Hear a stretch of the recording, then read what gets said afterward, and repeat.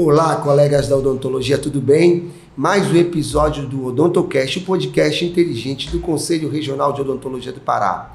Temos trazido sempre pessoas influentes, pessoas com autoridade em vários assuntos da odontologia e em áreas afins. Nesse momento, eu estou com a nossa conselheira Sônia Mendonça. Tudo bem, Sônia? Tudo bem. A Sônia está aqui dividindo esse momento comigo nessa mesa de trabalho e nós vamos apresentar uma das maiores autoridades de odontologia, não do Pará, mas do Brasil, quiçá do mundo, porque ele tem cursos inclusive na Alemanha. E assim, para nós é uma sumidade, é uma referência na nossa odontologia paraense, mas eu vou deixar para que a Soninha apresente a nossa estrela desse episódio. Bom dia a todos, é um grande prazer estar conversando com essa grande personalidade.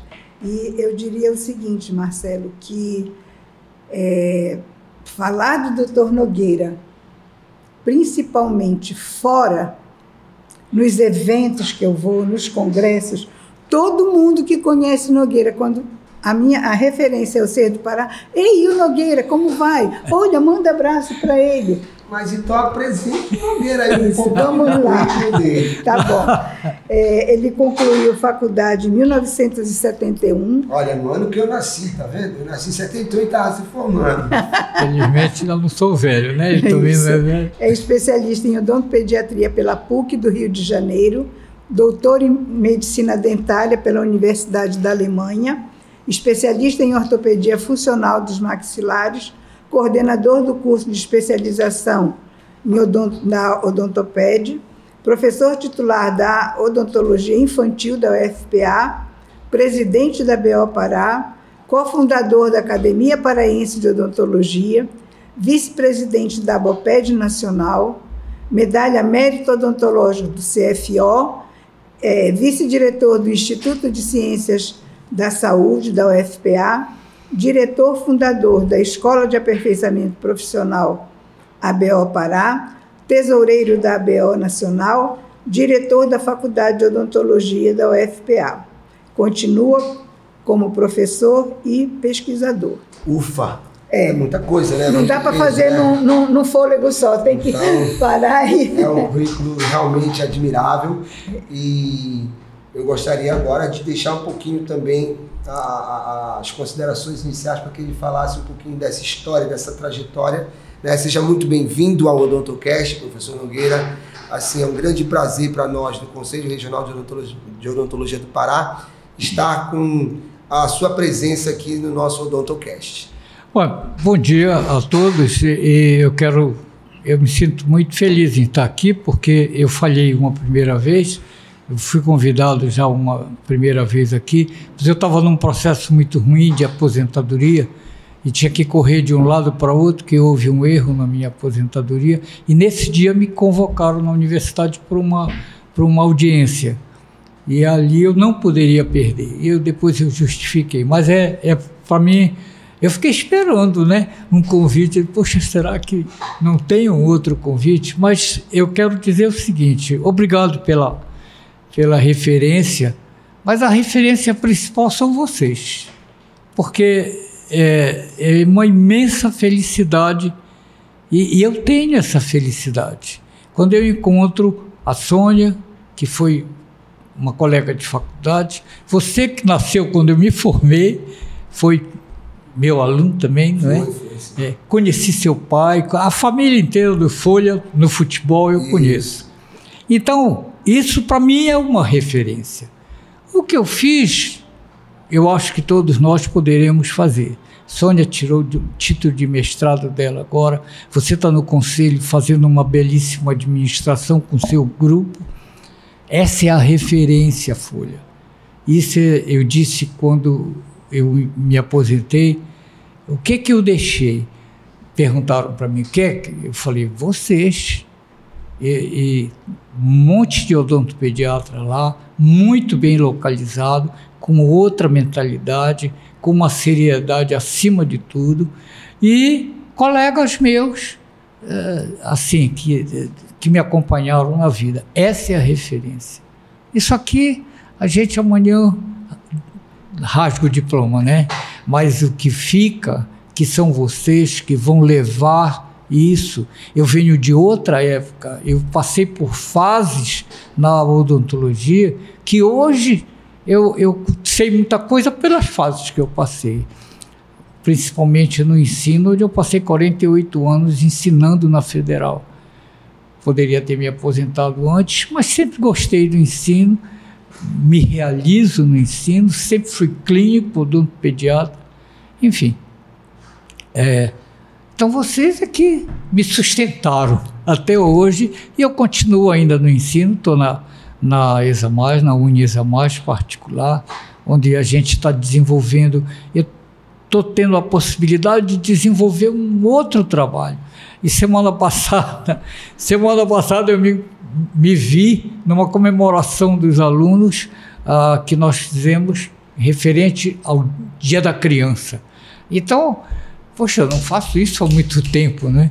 Então, uma quantidade grande de alunos fizeram, trabalho dos alunos, fizeram uma recepção para as crianças e distribuíram isso, aquilo. As crianças participaram de como preservar os dentes com a família. Enfim. E aí? Poxa, isso é antigo, né? E nós revivemos isso aí. Então, isso o ensino traz. É uma outra geração que está aprendendo a ensinar as crianças. É importante frisar aqui o brilho nos olhos do professor Dr. Nogueira, né? Enquanto esse brilho nos olhos estiver, a gente acredita mesmo que a gente pode fazer a diferença. Quando ele falou em aposentadoria, para que vocês fiquem bem cientes, é a aposentadoria da UFPA. Da UFPA. Porque ele continua clinicando, ele continua na UniESA+, e com um detalhe que é muito importante nisso aí. Quase 80 anos, salvo engano. 76. Pois é, 76. Então, feito assim, dia 13, dia do Sírio. Pois é, são mais de 5 décadas de profissão, né? Exatamente. São mais de 5 décadas de profissão com o mesmo brilho dos olhos. Ontem, aí eu vou poetizar também, né? Ontem chegou para mim uma mensagem no Instagram do Oswaldo Montenegro, aquele cantor brasileiro, e ele diz que hoje ele já também na faixa dos 70, ele se sente como se amanhã fosse o primeiro dia que ele fosse trabalhar para dar um show. Eu acho que a sensação é essa também, não é verdade? Dá um frio na barriga ainda. Ainda arrepia, ainda treme as pernas, dá um frio na barriga. E é esse o diferencial de um bom profissional. Nós falando de ensino, por exemplo, eu me lembro bem que quando eu fui convidado para a universidade, houve um evento na vida do professor Adelino Oliveira, um grande amigo, e ele ia se mudar de Belém. E ele encontrou comigo no Rio quando eu fazia pós-graduação. Ocasionalmente nós encontramos, e ele disse: "Tu queres ficar na universidade?" Eu disse: "Posso, então a gente vai arrumar um estágio para ti, e aí tu ficas na universidade." Na realidade, o evento foi ruim, ele tinha uma filha que estava no Rio, e doente, e depois essa filha veio a falecer, então ele teve que trocar toda a vida dele. Então, o professor Adelino, conversando comigo, me convidou para ficar na universidade. Como ele via para mudar para o Rio de Janeiro, na realidade Petrópolis, onde estava a filha dele, ele então preparou essa viagem e eu iria ficar no lugar dele. Antigamente você era convidado para ficar. O que é que aconteceu? Não deu certo a viagem, ele teve que voltar a residir em Belém, mas mesmo assim eu fiquei na universidade. O que eu quero contar é que a minha vida na docência aconteceu desta forma. Como? Ele disse: "Vamos lá para a minha aula, eu vou dar uma aula hoje, eu vou te apresentar para o pessoal." E o professor Adelino tinha este perfil, não é? Ele era uma pessoa assim muito especial. Aí ele chegou, me apresentou para dizer: "Olha, hoje nós temos aqui, estamos com um novo colega que vai nos auxiliar e tal, e pererê, professor Nogueira. E, por sinal, ele vai dar aula hoje para você." Eu quase morro dentro da sala de aula. Até hoje eu tenho bloqueio para introduzir uma aula, porque eu fiquei quase 5 minutos bolando, eu sabia a aula. Eu não tinha nenhum documento, mas ele tinha lá. Eu conheço um cara que é assim também, a Sônia conhece. E eu fiquei assim, era uma turma pesada, a turma do Bezerra, que é o pessoal bacana, mas aí eles perceberam meu aperto, aí eles seguraram lá, não criaram problema nenhum, aí eu fui tranquilizando, e aí eu comecei a minha vida de ensino. Depois, então, a disciplina era o João Batista Azevedo, que era o titular, que depois eu entrei como titular, e o Ari Veloso e o Adelino, eram nós 4 na disciplina. Isso lá em 71. Não. Aí depois eu fiz concurso, porque eu fui obrigado a fazer concurso, e passei e assumi a cadeira. Assumi a cadeira... Que ano foi isso? Assumi o cargo, né, de professor. Mas que ano foi isso? Isso foi em 77.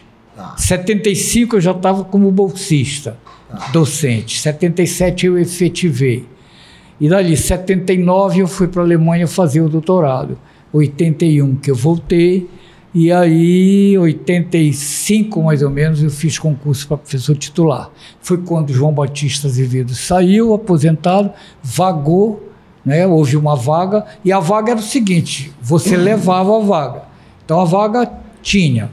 Se eu ficasse reprovado, a vaga ela se ia sumir na universidade. Como eu era funcionário e tinha vaga, passei, aí a vaga ficou permanente. Depois veio o professor de Direito, professor Edmundo Oliveira, que levou a vaga. Depois dele sumiu. Mas só uma perguntazinha antes. O que significa professor titular? Por que eu estou te fazendo essa pergunta? Porque eu ouvia sempre dizer, né, que o professor titular podia entrar em qualquer sala para dar qualquer aula que ele tinha domínio sobre todos os assuntos. Né? Então isso aí é uma lenda ou é verdade? Não é verdade. Você passa a ter o domínio, por exemplo, você é convidado... Qualquer assunto de odontologia, tá? Sim, de claro. Odontologia. Você é convidado para qualquer banca de exame quando você faz o doutorado. Então aquilo te dá uma amplitude de ação. Por exemplo, eu vou para outros cursos examinar, claro que eu vou estudar o projeto do cara, etc. Mas de preferência isso. Isto é que te dá amplitude. O professor titular é o antigo catedrático, entendeu? Era o nível máximo da universidade. O que representa isso? Um dia perguntaram para mim, também numa outra entrevista com um médico, ele perguntou o que representa ser professor titular. Eu falei, não é vestir o pijama, não é comprar um pijama novo e ir para casa. Você, desde o doutorado, você tem a obrigação de gerar projetos para a universidade. Você quer fazer um doutorado, eu posso te orientar. Você quer fazer um mestrado, eu posso te orientar. Entendeu? Então, é aí que você vai começar a gerar recursos, projetos, novas ideias para a universidade. Ou para onde você esteja trabalhando como professor doutor. Não precisa ser titular. Era essa a explicação que eu precisava ter para que o público soubesse disso. Isso é uma informação importantíssima, entendeu? Que poucos têm. É um cargo, é um degrau na carreira do magistério. Mas desde o doutorado... O degrau mais alto, né? É o degrau mais alto da universidade, das universidades, das IES. Sim. Né?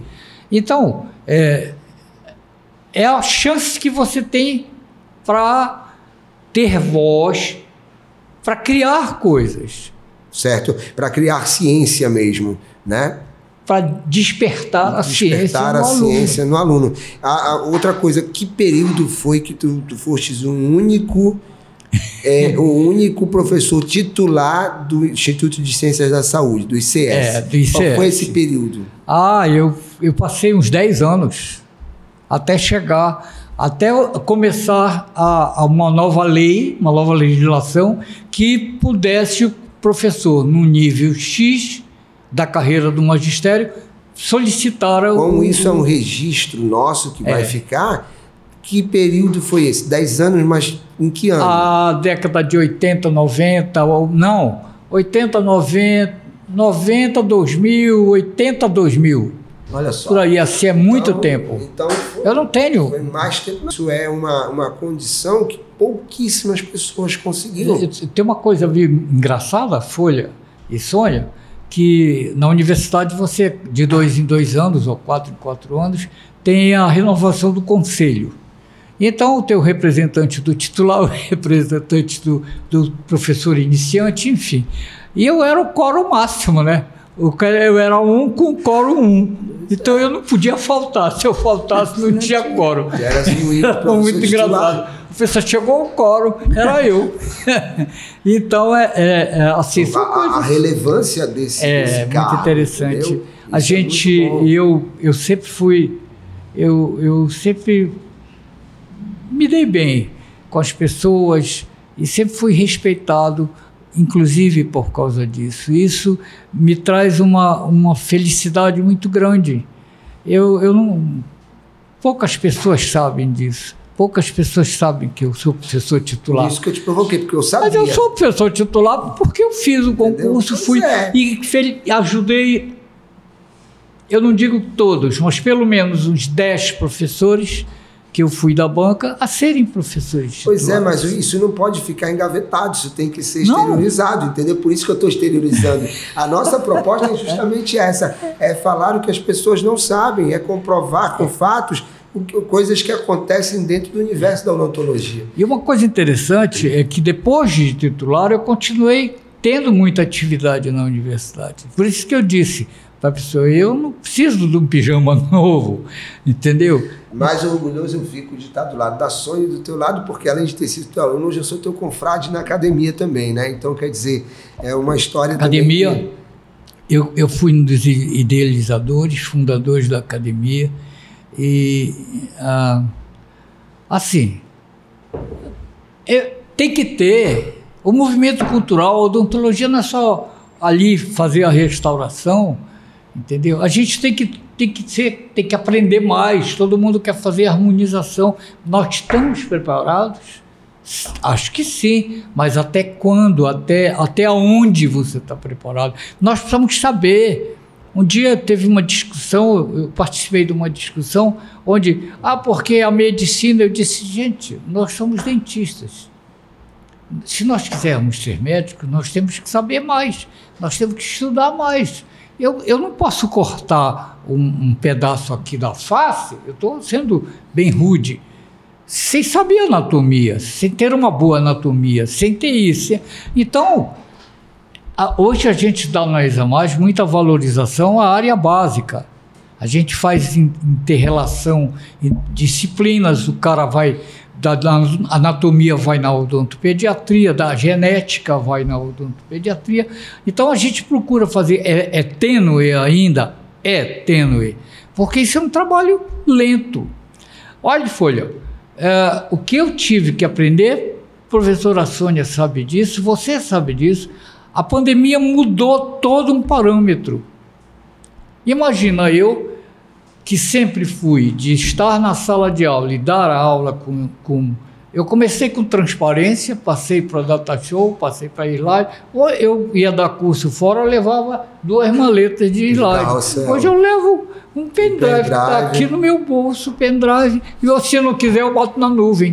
A evolução da informação e da tecnologia, né? A gente não tem como questionar isso. Nós que viemos de uma odontologia rudimentar, eu ainda peguei a fase das roldanas com a cordinha lá, que aquilo ali, sem refrigeração, entendeu? Aquilo soltava a corda, pegava um susto a gente, o paciente, entendeu? Pegava do cabelo. Esses meninos de hoje, eles não sabem o que a gente passou. A DAPTIC, uma resina composta hoje. Não sabe. Entendeu? Trabalhar sem luvas, eu trabalhei ainda sem luvas. Em pé. Né? Então, não tínhamos agulhas descartáveis. Olha, outro fato, eu era coordenador de saúde bucal do Estado, e houve uma greve, um barulho total de uma turma na faculdade, na Federal. Por quê? Porque eles exigiram que a CESPA subvencionasse agulha descartável e luva. Houve uma briga estúpida. Eu fui chamado para emitir um parecer, tá entendendo? O professor Isamir também, enfim. A partir dali é que se começou o uso indiscriminado da luva, da agulha. Eu lembro agora, puxando o passado, eu ainda fui aluno e profissional, me formei, ainda usava branco, né? Branco. Eu estou te vendo de branco agora, e a gente usava tudo branco. Hoje em dia acabou isso daí também, né? Hoje a gente veste paisano e vai com jaleco dentro do consultório. Ainda tem algumas pessoas que saem com pijama cirúrgico, que saem do consultório com jaleco, né? Então, assim, tem a contaminação cruzada, mas isso daí, na nossa época, da década de 90 para trás, isso era uma coisa bem normal, bem comum. Agora, eu não sei se vocês sentem, mas eu sinto, eu procuro, mas a gente às vezes fica limitado. Eu sou um cara limitado em termos de computador. Meus filhos pegam um computador e fazem miséria. Meu neto pega um computador e faz miséria. A gente fez curso de datilografia, que tinha a prova de datilografia. Hoje, uma criança de 3 anos, ela está aqui, olhando a televisão e aqui... todos os dedos.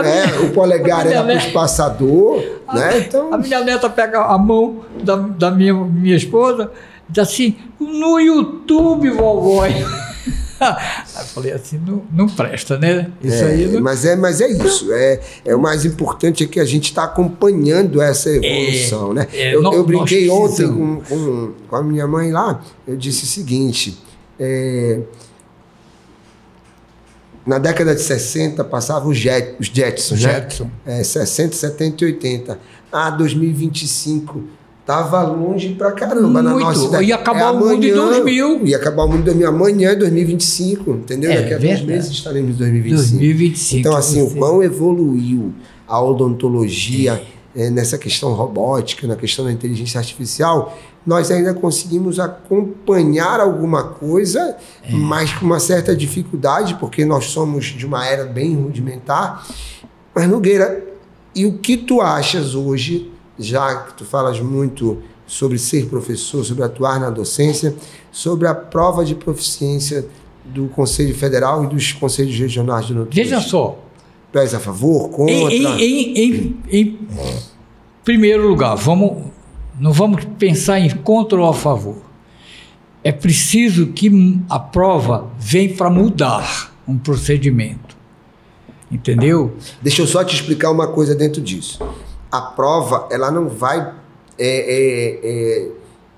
forçar ninguém a nada. Ela vai balizar nesse momento, provocar o MEC, para que o MEC tome algum tipo de atitude dentro da educação, tá? Eu já passei por muitas modificações que o MEC fez, muitas modificações. E, inclusive, recentemente, na faculdade, há coisa de 2 anos, criaram um novo currículo. E a faculdade tenta se adaptar.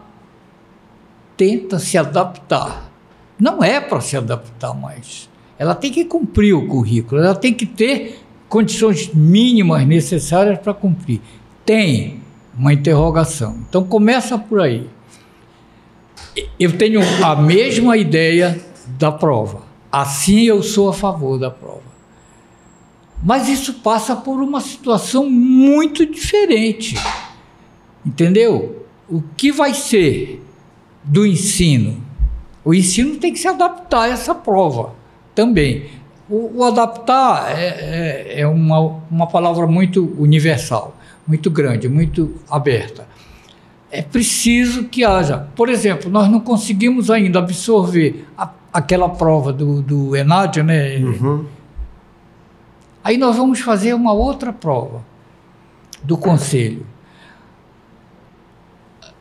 Ninguém, e há 10 anos que eu trabalho nesse negócio dessa prova para formar o aluno.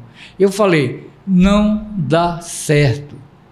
Eu não posso, num semestre, trazer todos os semestres para serem ensinados. O que é que vai cair? Eu tive a sorte de ser convidado lá na faculdade para dar uma aulinha sobre um cursão que se fez. E, por sorte, caiu o trauma, é uma coisa que eu gosto, domino, tenho livro. Aí todo mundo pensava que eu tinha feito a prova, não é verdade? Porque caíram coisas parecidas. Achar, isso foi ele que fez. Não, eu não fiz, mas é a experiência, a vivência que você tem dali. Então, Folha, eu sou absolutamente a favor. Agora, vai transformar. E eu acho que o Conselho tem que fazer um trabalho nas faculdades. Não sei se nas faculdades, porque no final das contas tudo depende do MEC. É parâmetro para o MEC.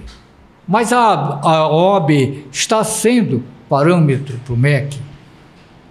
Nós temos uma OAB aí. É um contraponto que a gente tem conversado muito. E assim, pois é. eu posso te falar é que o Conselho ele está fazendo essa, digamos, essa intromissão na educação, que ele não tem atribuição para isso, mas ele está acabando por fazer por conta de tudo estar recaindo sobre ele quando o aluno vira profissional. Tudo que está acontecendo, entendeu? Exatamente. Porque os processos que estão acontecendo são muito graves, entendeste? Que a educação está totalmente prostituída mesmo. Desculpe, eu vou lhe cortar um pouquinho. Então, veja só, vocês estão vivenciando uma coisa do cara que sai da faculdade, da fonte. E aí? Nós não podemos influenciar a fonte? Você está com todos os diretores de faculdade. Você tem acesso. Nós temos ido até as faculdades. Pois é isso que tem que ser feito. Nós temos ido. O problema é que a gente entra na faculdade e, assim, eu não vejo como ser uma vez por semestre em cada faculdade, uma vez por ano. Não tem como. Esse calendário, ele tinha que haver uma forma diferente da própria faculdade fazer isso. Perfeito. Entendeu? Só quem tem que obrigar isso é o MEC. Aí o incentivo vai ter que ser ao reitor da faculdade, ao coordenador, para que ele possa criar uma situação. Eu dei agora um planejamento para o coordenador da Guizamais sobre a inter-relação de disciplinas. Olha, vê se tu consegue fazer isso aqui e tal. Vamos ver o que dá. Então, é um passo. A gente tem... É a fonte. Então, o aluno acha que pode ser aquilo uma punição do CRO. Não, nunca. Ele não pode ver assim. A OAB está tranquilo, o cara passou na OAB, ele só falta cortar o cabelo no vestibular. Não sei se essa é a nossa finalidade. A nossa finalidade eu vejo os problemas que se encontram no CRO. Esse que eu vejo assim. Eu conheço o trabalho de vocês, eu já trabalhei no Conselho, enfim, eu continuo trabalhando ativamente e eu sinto isso. Não adianta eu dizer, o aluno é burro. O aluno não é burro, ele não sabe. Eu digo para os meus colegas que trabalham comigo, gente, nós estamos aqui para ensinar. Então eu vou sentar na cadeira, mostrar para o aluno que eu sei fazer e como é o certo. Agora eu vou cobrar depois. Então depois que ele souber, eu vou cobrar. Mas isso, será que funciona? Eu não sei, mas eu vou tentar. Eu tenho que ensinar. É a minha função. O aluno, ele não sabe. Então eu tenho que ensinar. Eu vou partir do princípio que ele não sabe nada. Nós fazemos isso, eu, a Sônia, na pós-graduação.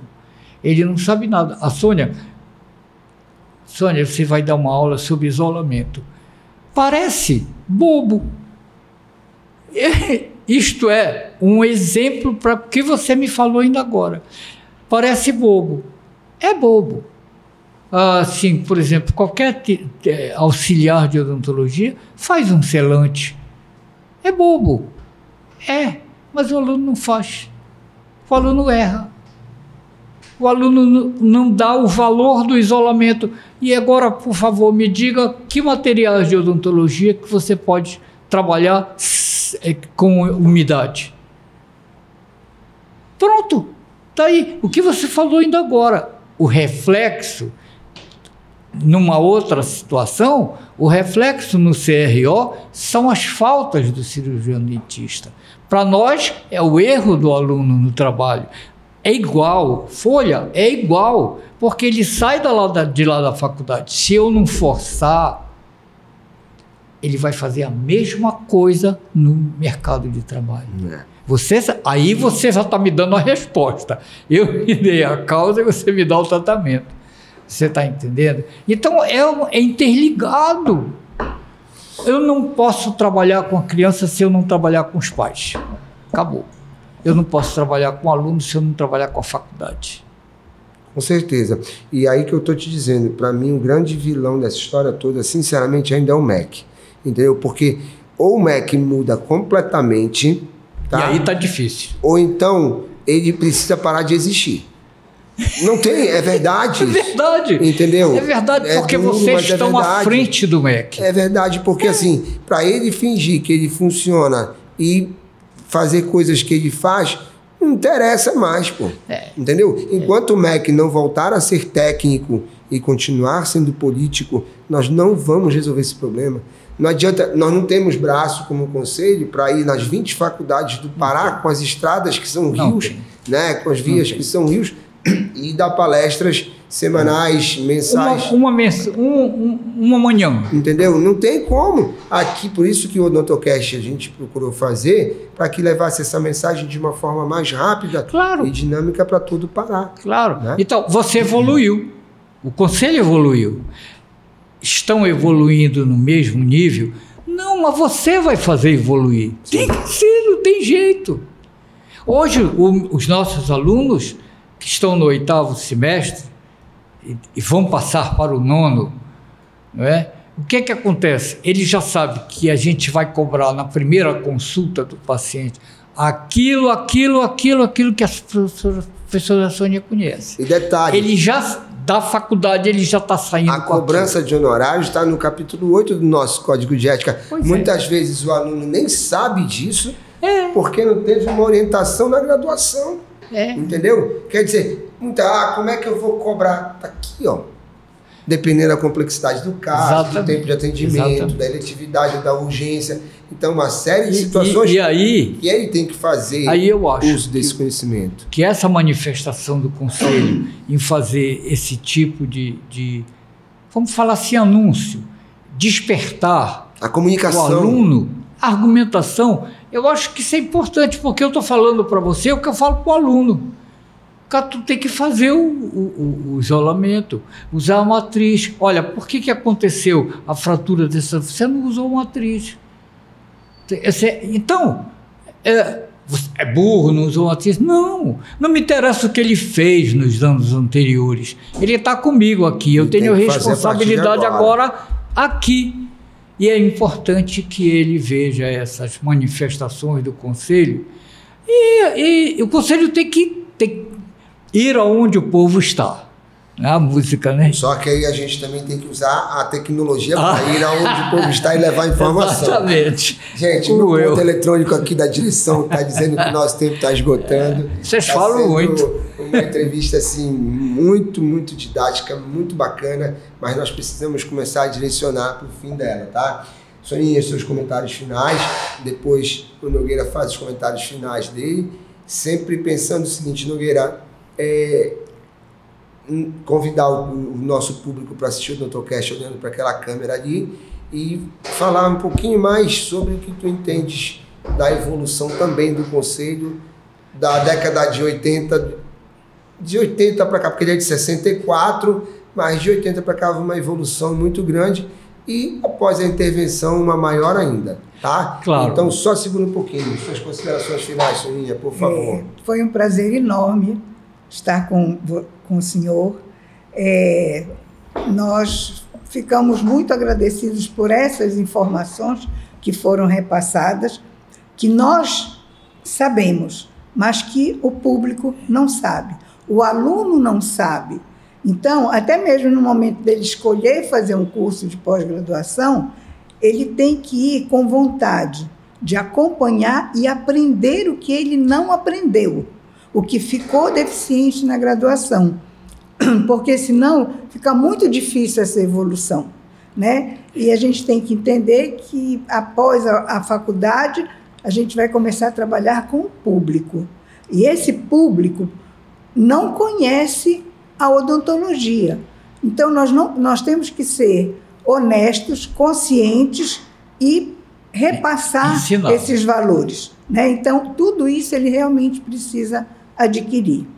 Então, muito obrigado, foi um prazer enorme e numa próxima oportunidade a gente continua. Tá bom.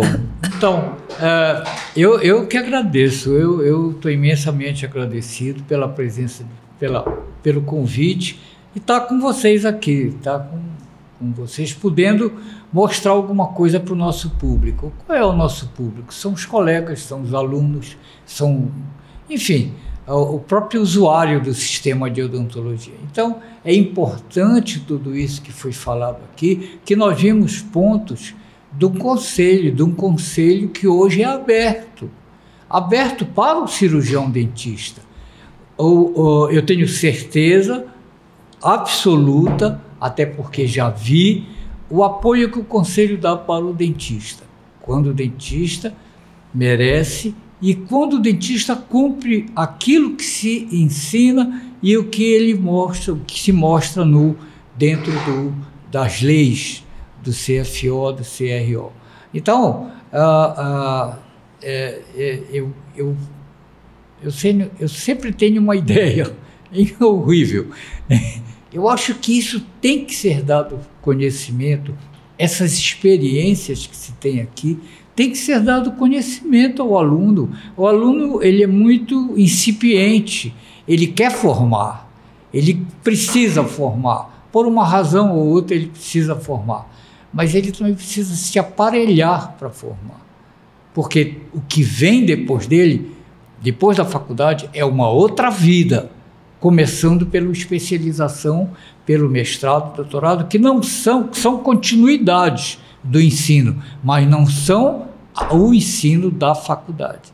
É um outro tipo de ensino, muito mais abrangente, e que ele precisa conhecer, precisa galgar, e todos nós podemos fazer, depois do nosso curso de graduação, sempre estudar, sempre nos atualizar, e fazer exatamente o que a gente vê hoje no conselho. Eu vim de um conselho pobre, em termos de realizações, em termos de estrutura.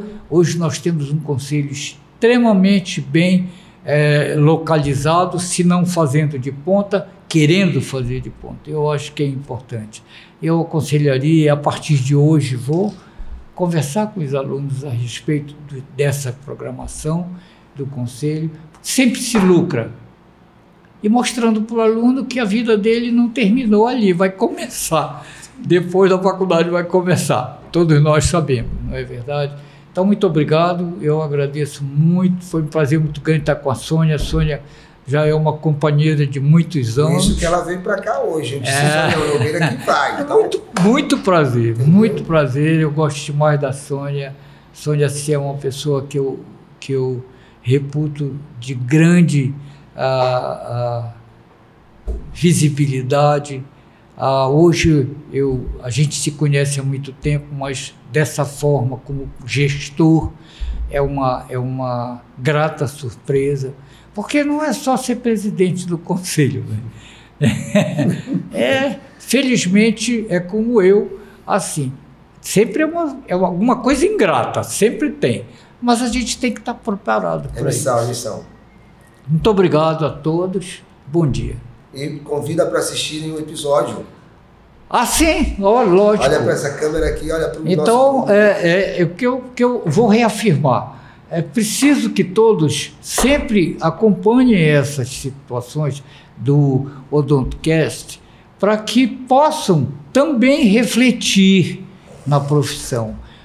vivenciar as experiências que nós temos, que foram experiências passadas, mas ninguém vive sem passado. Nós temos que contar alguma coisa. Vimos aqui situações bem antigas, e eu venho até de situações mais antigas, mas que mudaram o parâmetro de hoje. Então, sempre é bom a gente ter um conhecimento maior, principalmente os mais novos. Obrigado. E para tu teres uma ideia, nós estamos caminhando até o final de 2024 para 90 episódios do Odontocast. 90 episódios que estão sendo utilizados no Brasil inteiro por outros conselhos. Universidades e faculdades daqui do Pará também já estão indicando para os alunos assistirem. Pronto. Isso é legal também.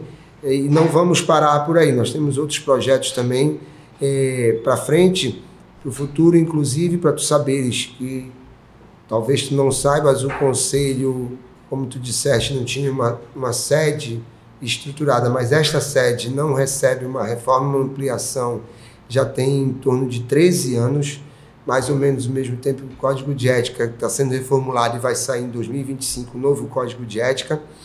Essa sede agora ela será reformada e ampliada, já com recursos também do Conselho Federal de Odontologia, num programa que nós aderimos, mais um programa, que são 3, o PROMAC, o PROFIS e o PROINFRA, e nós só aderimos pela gestão que nós estamos fazendo de aprovação de contas, de bom relacionamento com o Conselho Federal, com todos os conselhos, vindo de uma intervenção. Então, assim, teremos grandes novidades para o ano já, se Deus quiser, entraremos o ano já com obras no Conselho, já estamos em processo de licitação, né? E isso daqui é muito interessante também, porque é mais um feito de uma gestão que quer deixar também uma marca, um registro, um legado para a história da odontologia paraense. Então fica aqui o nosso muito obrigado. Eu vou te dar um exemplar do nosso Código de Ética Odontológica, um exemplar do Manual de Práticas Éticas em Odontologia feito com a OAB, a Revista dos Sorrisos Brasileiros, que ela é do Conselho Federal, patrocinada pelo Conselho Federal, a canequinha do Odontocast com patrocínio da Labo Dental do nosso amigo Pedro Pessoa, que é o maior incentivador, não tenho dúvida disso, da odontologia paraense. Ele que é um empreendedor, mas que tem muito a ver com a nossa odontologia. Obrigado, Pedro. Obrigado, Nogueira. Obrigado. Fiquem com Deus. Obrigado, Soninha, nossa técnica, Gabriel e Elissa, do Estúdio Santos de Casa. E aguardem que tem muita coisa vindo pela frente. Um grande abraço.